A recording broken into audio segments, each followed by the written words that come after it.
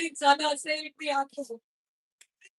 आपण विचार करू जेव्हा आपण विचार करा किंवा आपण इमॅजिन करा की आपल्या लेकराच्या बाबतीत असं झालं तर आम्हाला किती वेदना होतील की आपल्या डोळ्यासमोर आपल्या लेकराला फटफटत देत आहे, चाबकाने बडवत आहे आणि एखादी आई म्हणेल मला मारा, मला मारा, माझ्या लेकराऐवजी मला मारा. आणि ती आई कळकळीने, खरोखर ती कळवळली असेल, तिच्या हृदयात तलवार खोकसली गेली असेल आणि ती आई रडत असेल आणि ती रडत त्या वधस्तंभावर जवळ उभी आहे ती आता. आणि तिच्याकडे प्रभू येशू ख्रिस्ताचं लक्ष गेलं आणि म्हणून तो तिची जबाबदारी त्या प्रिय शिष्याकडे सोपवत आहे ती आई.